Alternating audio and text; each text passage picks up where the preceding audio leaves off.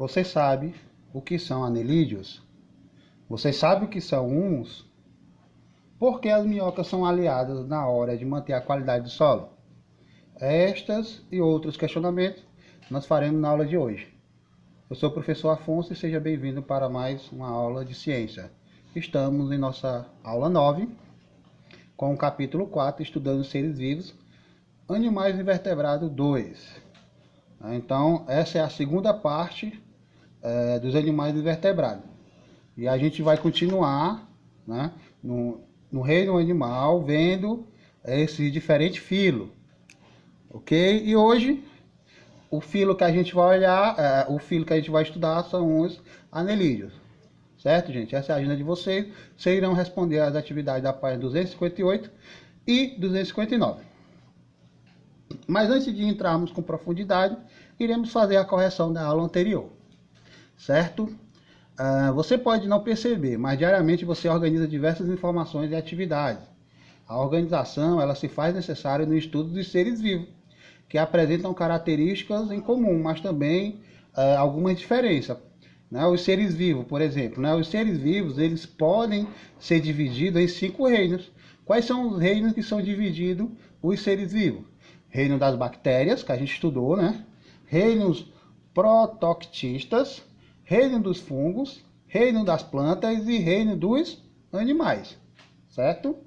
De acordo com a classificação biológica, gente, os seres vivos eles podem ser agrupados em reino, filo, classe, ordem, família, gênero e espécie. Então, essa é a classificação, a classificação biológica dos seres vivos. Continuando. Dos animais, pessoal, a gente tem os invertebrados e temos os cordados, né? O que são os cordados? Os cordados, ele tem a presença de notocorda, né? Significa dizer isso? Significa dizer que em alguma fase da vida dele, ele vai ter uma cauda, né? na vértebra, certo, pessoal? E isso inclui os seres humanos, os Homo sapiens, né? Em uma determinada fase da nossa vida, nós também temos cauda, né, na nossa vértebra, que é a continuação dela, que é justamente quando a gente é um feto, né? E os Homo sapiens, pessoal, eles são classificados por gênero e espécie, ok? Nos invertebrados, a gente tem a ausência de notoconda, né? Ou seja, eles não vão ter uma cauda, né? E inclui diferentes filos, como os poríferos, que a gente estudou, os quinidários, né? Os poríferos são as esponjas, né? Enfim, temos os quinidários, né? Que são as águas vivas, né? Temos os platemintos,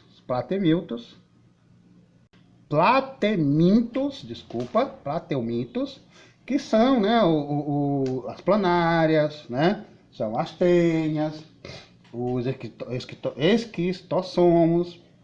Desculpa, gente, minha língua tá um pouco presa por conta do aparelho, tá? O aparelho tá cortando, né? Por conta aí, tá um pouquinho de tempo aí que eu tenho que fazer a troca, né? Mas enfim, continuemos, né? E os nematóides, né? Que são as lombrigas, né, gente? São as lombrigas, que são os ancilóstomos, né? Enfim. E aí você vai fazer a classificação de cada um, né? Por exemplo, os poríferos. Eles não possuem tecido, mas células especializadas e são dependentes do fluxo de água. Né? Os quinidários, por exemplo, apresentam quinidócitos e podem injetar toxinas em suas presas, né? Eu expliquei como é que isso acontece, né? Quando a alga viva, na verdade, os seus tentáculos, dentro deles, ele dá de pequeno disparo como se fosse uma flecha, né? E ali são produzidas as toxinas. Os platelmintos, né? Eles podem causar doenças nos seres humanos, né? Como asteníase e esquistossomose, né? Esquistossomose. Que são aquelas doenças lá causadas pela tênia e pela esquistossomose, né? Esquistossomos. E temos os nematóides, né? Que apresentam um corpo cilíndrico e alongado. e são o primeiro grupo de animais a apresentar o sistema digestivo completo, né? Então o nematóide ele tem aí o seu sistema digestivo completo, né? Que são as lombrigas, entre outros. Pois bem, gente, feita a correção, vamos lá dar início à abertura do nosso capítulo 4, certo? Ao longo da sua vida, pessoal, à medida que você cresce, as suas roupas se tornam pequenas e elas precisam ser trocadas, é óbvio, né? Mas, com alguns invertebrados, ocorre algo semelhante. Nesse caso, é preciso ocorrer a troca de partes do tecido que formam o corpo do animal. Então, assim como nós que trocamos de roupa à medida que a gente for crescendo, alguns animais eles trocam o exoesqueleto, né? Aí você tem a foto de uma mariposa, né, que está abandonando um exoesqueleto porque ela simplesmente aumentou de tamanho. Então isso é muito comum em alguns invertebrados. Em sua opinião, pessoal, o que é essa estrutura do qual a cigarra está saindo, né? Aí a gente viu que é o exoesqueleto. Vocês já encontraram alguma estrutura semelhante a essa? Vocês já viram na natureza alguma coisa parecida? Enfim, gente. Então é importante a gente ter essa abordada desde já para entendermos o que é que vai vir pela frente, tá?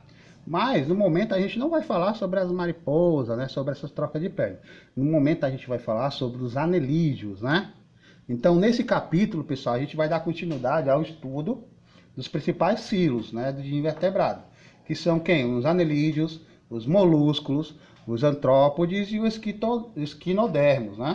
Então hoje a gente vai falar apenas sobre os anelídeos. E o que são os anelídeos?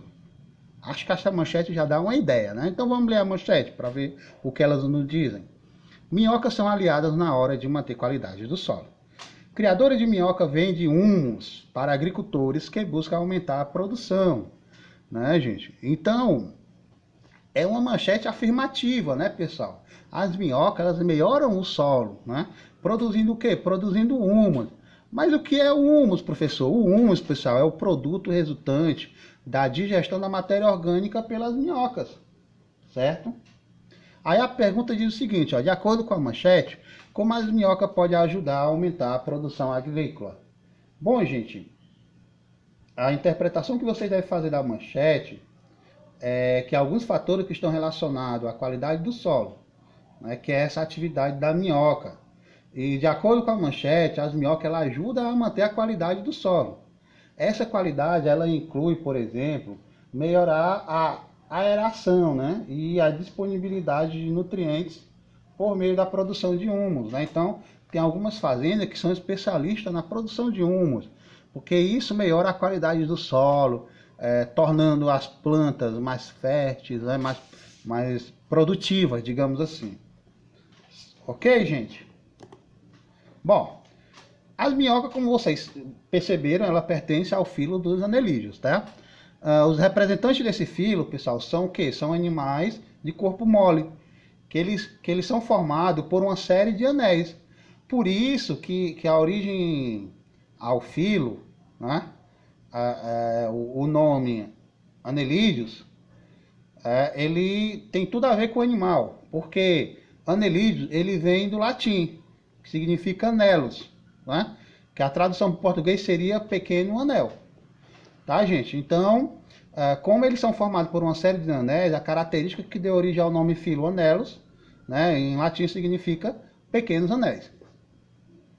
Os anelídeos, pessoal, eles apresentam, né, eles podem ser encontrados em diferentes ambientes, como por exemplo, ó, mares, rios, lagos, solos úmidos. E também eles se relacionam com os outros seres vivos, como por meio do parasitismo, né? Eu expliquei para vocês o que era parasitismo, que são aqueles animais que se alimentam de outros, né? Ele não busca o seu alimento na natureza, ele parasita aquele outro ser vivo, né? Retirando os nutrientes que deveriam ser consumidos pelo o corpo primário, né? Então, pessoal, o corpo dos anelídeos ele apresenta um comprimento variado, desde poucos milímetros até alguns metros, né? a maioria deles apresentam cerdas recobrindo o corpo, né? E essas cerdas elas auxiliam na movimentação do animal e na sua fixação no substrato, né? Então, esses animais eles se locomovem através dessas cerdas. Os animais desse filo, pessoal, eles podem ser divididos, né, em 3 classes diferentes. Tem os oligorquetas, os poliquetas e temos os hirudíneos, né? Então, oligorquetas, os poliquetas e os hirudíneos. Vamos ver aqui os oligorquetas. Os oligorquetas, eles são anelídeos com poucas cerdas por anel e vive na água doce ou no solo. As minhocas elas são um exemplo dessa classe, né? Elas possuem o corpo cilíndrico com extremidades mais finas, certo? Então as suas pontas são um pouco mais finas. Porém, em uma de suas estruturas se encontra a boca e na outra um ânus, né? Então na fase adulta elas podem ter em média 150 anéis. Alguns desses anéis são diferenciados, formando o citeto, né? Responsável pela secreção de um material que abrigará os óvulos. Tá? Então a gente percebeu que os oligorquetas, como casados minhocas, eles têm um sistema digestório completo, que como é que a gente vai ver mais adiante. Né? Então, dos grupos que estudamos até o momento, os anelídeos são o primeiro a apresentar o sistema circulatório fechado, ou seja, em que o sangue, né, ele circula no interior de vaso sanguíneo.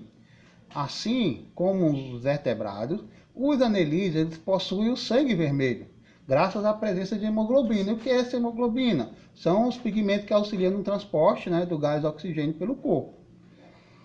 O sistema digestório dos anelídeos ele é completo, como eu falei agora há pouco, né? Eles possuem diferentes hábitos alimentares. Eles podem ser herbívoros, por exemplo, eles podem ser carnívoros ou eles podem ser detritivos, né? A gente vai entender como é que funciona cada um. Por exemplo, as minhocas, elas são detritívoras, né? Por quê? Porque elas se alimentam da matéria orgânica presente no solo, como resto de vegetais, por exemplo. O alimento ele entra pela cavidade bucal, né? Como a gente viu, esse animal ele tem boca e passa por todo o sistema digestório para absorver os nutrientes. Né? Os restos, né? Aquilo que não são absorvidos, são eliminados pelo ânus, né? Formando o húmus. Né? Então aí é que vem essa formação do húmus, que eles são essenciais para as plantas. Os hirudíneos, pessoal, por exemplo, eles se alimentam do sangue e de outros fluidos do corpo de alguns animais. As sanguessugas, né? Aquele bicho bem nojento que vive nos pântanos, por exemplo, eles possuem um sistema bucal na forma de ventosa, parecido lá com a tênia, né?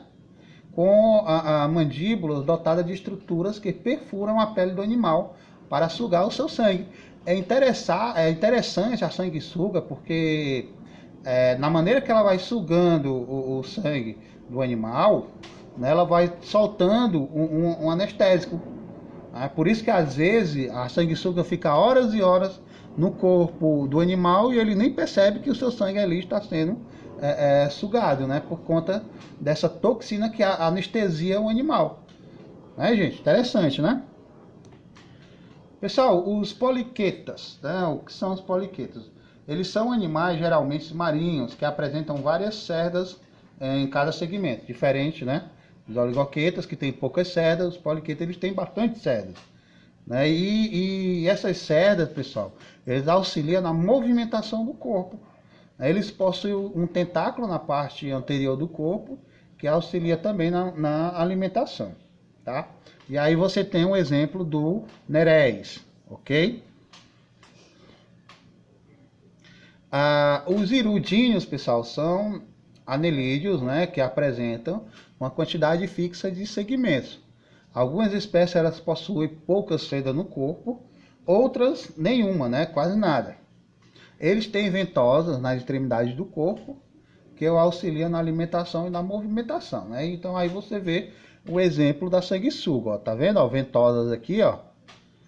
Então essas ventosas nas extremidades do corpo, elas auxiliam na alimentação e na movimentação, tá? Então, a sanguessuga se alimenta tanto por aqui como por aqui, tá, pessoal? E é interessante que esse animal ele pode chegar até 12 centímetros de comprimento, né? Um exemplo aí de sanguessuga, que é um exemplo de erudinho. Continuando. Nos anelídeos, pessoal, as trocas gasosas, né, que é bem comum nos seres vivos, elas ocorrem principalmente por meio do revestimento do corpo do animal. Se você observar um oligorqueto, por exemplo, né, como a minhoca, você vai perceber que esse revestimento ele é úmido, né? A minhoca ela é úmida, graças à produção contínua de muco, né? Para que essa umidade ela seja mantida, né? Para que o muco ele continue sendo produzido, é essencial que as minhocas elas vivem em ambientes úmidos, né? Evitando o seu ressecamento do revestimento corporal. Em muitas espécies de poliguetas, no entanto, observa-se brânquias, que são estruturas especializadas para a respiração. Tá? Então, os anelídeos, pessoal, podem se locomover de diferentes maneiras, auxiliados pelas cerdas, pelos músculos ou pelas ventosas. Né? Então, aí você tem a representação da locomoção de uma minhoca no interior do solo. Certo, gente? Perceba aí que ela se locomove através dos seus músculos, né?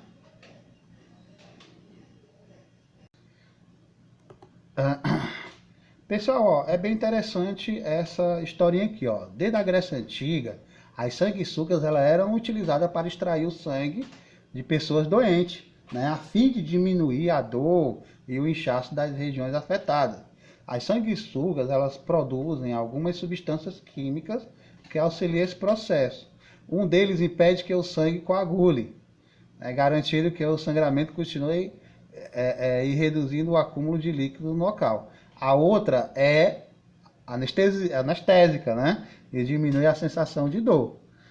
Certo, gente? Então, a sanguessuga ela é utilizada na medicina, né, antiga, digamos assim. Vamos entender como é que funciona a reprodução dos anelídeos, gente. Ó, a reprodução dos anelídeos eles podem ocorrer de duas maneiras, né? Eles podem ocorrer de maneira sexuada ou assexuada. No primeiro caso, de maneira sexuada, a fecundação ela pode ser externa, com a liberação dos gametas no ambiente, onde ocorre a fecundação. É um caso parecido com os peixes. E esse tipo de reprodução ele é observado tanto nos oligorquetas como nos poliquetas. Então, os oligorquetas, pessoal, eles são hermafroditas. No entanto, para que ocorra a fecundação dos ovos, esses animais precisam trocar gametas com outro, né, indivíduo. Então, a gente vai ver aqui como é que funciona. Né? Então, pelo fato dele ser hermafrodita, essas trocas elas ocorrem quase que simultaneamente, né? Então, é uma troca de espermatozoide que acontece. Ó. No primeiro caso, as duas minhocas, elas emparelham seus poros genitais e liberam os espermatozoides, eles que são trocados, né, entre esses indivíduos. Então, um, né, libera o espermatozoide para o outro. Em seguida, pessoal, os animais eles se separam e ocorre a produção de um casulo, certo? Uma região, esse casulo, ele ocorre numa região chamada clitelo, né? E nesse casulo é que são liberados os ovos. Preste atenção. No terceiro caso, pessoal, o casulo ele desliza pela parede do corpo, né? Então ele vai deslizando pela parede do corpo e recebe os espermatozoides provenientes do parceiro. Né? E esses espermatozoides fecundam o óvulo presente no casulo. Né? E aí o que acontece? Ó, no quarto caso, o casulo com os óvulos fecundados, eles continuam a percorrer a parede, né, do corpo do animal, passando por sua cabeça até ele ser eliminado completamente no solo.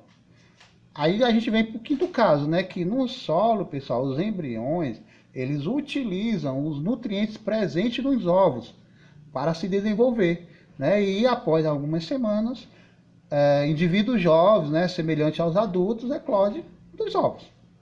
Então essa é a reprodução de um oligorqueta, certo? Já os poliquetas, por sua vez, eles apresentam uma reprodução sexuada e assexuada. Como é isso, pessoal? Ó, na reprodução sexuada, a fêmea ela libera uma substância que atrai o macho para perto de si. Este, então, movimenta-se em torno da fêmea, né, e libera seus espermatozoides. Então, a presença dos espermatozoides na água estimula a fêmea a liberar os seus óvulos também, que são fecundados no ambiente, né, e se depositam no fundo do mar, por exemplo. O embrião ele se desenvolve em uma larva e posteriormente em indivíduos adultos, certo, gente? E na reprodução sexuada também pode envolver a fecundação interna, como ocorre nos erudinos, né? No caso, ali as sanguessugas. Então, nesse caso, pessoal, os gametas masculinos são depositados no interior do corpo da fêmea, né? E após algumas semanas, ocorre a liberação de um casulo. Assim como nos oligorquetas, né? Que contém os ovos já fecundados. O desenvolvimento não envolve a formação de larva, tá, gente? E essa foi a nossa aula, né? Na próxima aula, a gente vai ver sobre molúsculos, né? Espero que vocês tenham gostado da aula, tenham aprendido alguma coisa hoje, certo? E até a próxima. Bons estudos. Tchau, tchau.